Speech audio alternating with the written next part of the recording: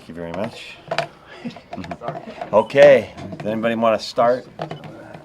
First of all, I'm good. Why don't you talk about that start of the game with the 2 fumbles and how that impacted the action?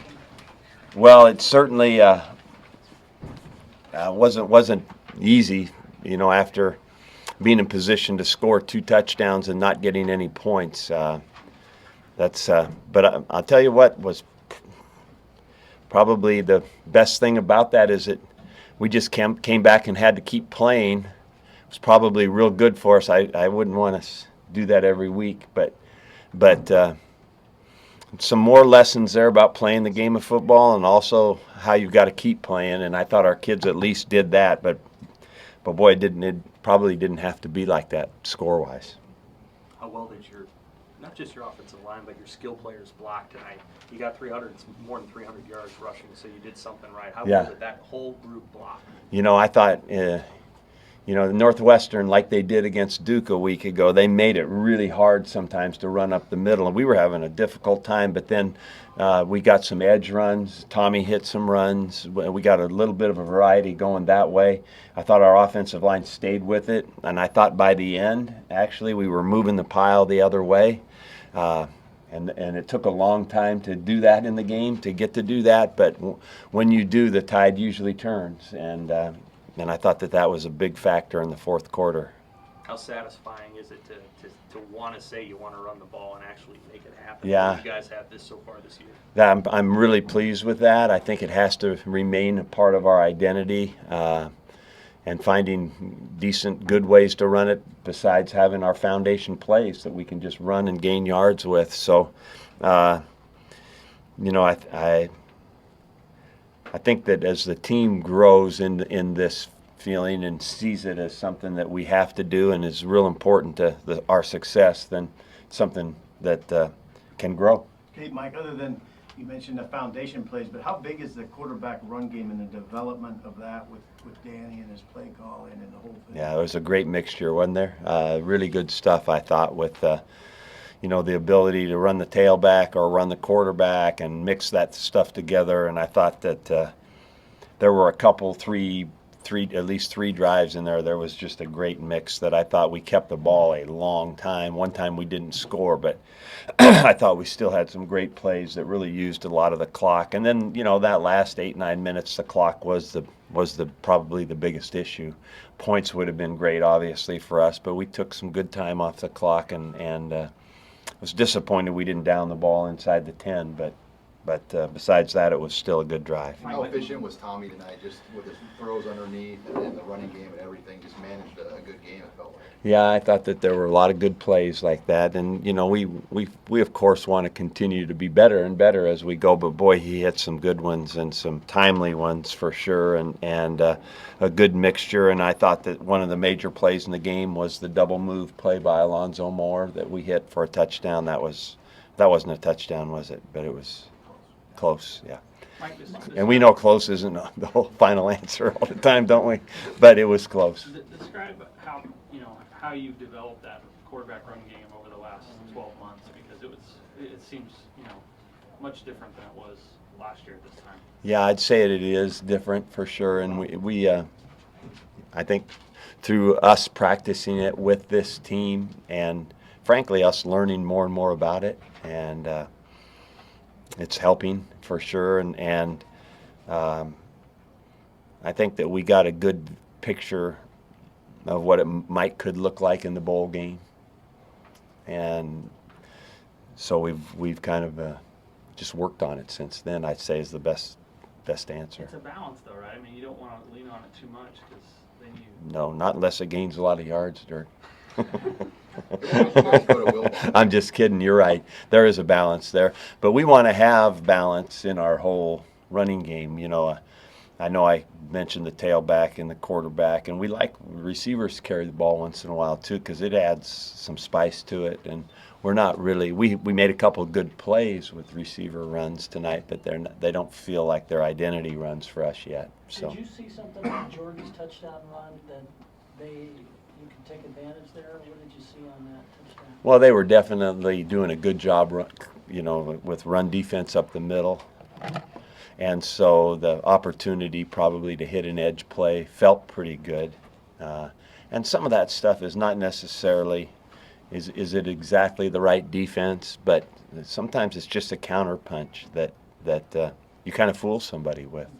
And so they really lost their eyes on that play, and you could see it was going to be good. You guys went to Wilbon there in the late part of the game, gave Yeah. 55 yards. What made you kind of go to him, the Chicago guy, give him the ball kind of here in his hometown? Well, it wasn't a sympathy thing for sure. He's earned some playing time, and he's a good player. And so with those three guys, and really with Trey, we feel like we have a good group there. And so Mikkel has kind of worked his way into that position where we're giving him some turns with certain personnel groups. Now, newbies fumble, would you want him to do anything different, or is that just one of those plays? No, I certainly want him to do something different. We talk all the time about not putting the ball at risk unless it's a fourth down play and you have to score, right? I mean, there's no need. That ball's, you're talking about the first run? Yeah. No, there's no need whatsoever to do that with the football. You put the ball at risk, it's going to be first and goal inside the 1 yard line. There's no need for that whatsoever. On Devine, We'll take our chances with that, right? On Devine's fumble, did you argue that maybe it's forward practice? Yeah, that's what I thought. I was hoping for that when they reviewed it, they could actually overturn it because of that, but they obviously didn't do that. But, that's just a matter of you got to secure the football through the play and don't put any doubt in the other people's minds. Mike, you talked about growth going into this game. How much did this team grow tonight, knowing that it wasn't the perfect game, but yet you still got a road victory to start the Big Ten season? Well, a lot of that I think is really, I hope it's a really good point, Andy, because I think we had to fight through, what could have been, that stuff can throw you. We got 2 touchdowns early in the game but there's no points on the board. And so it's like, how are you going to react to that? So I'm really pleased with our reaction. I'm a big believer that you have to go into a game thinking it's going to be hard and not thinking the other way. And I don't think our kids ever thought that way, but I think it was more proof to that once again, that all these games can be hard just in the blink of an eye, and played so close to the vest. And, you have to make plays to win the game offensively and defensively. We ended up doing that when we might have taken a back seat a little bit after having not scored early in the game. And those guys kept hanging around and put themselves with an opportunity to win the game. Coach, when you're at home, the national anthem occurs while you guys are still in the locker room. But Yeah. tonight, you were on the field. Yeah. 3 of your players kneeled. Yeah. Michael Rosivy, Muhammad Berry, and Deshaun Neal. Did you know before the game they were going to do that? And what is your reaction to it?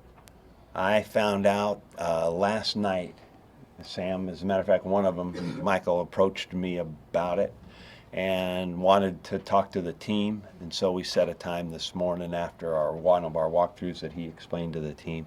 I didn't know anybody else was going to do it, but that's okay. This is obviously a choice that they have made for personal reasons, and that's what, that's a beautiful thing about the United States, that they can do that.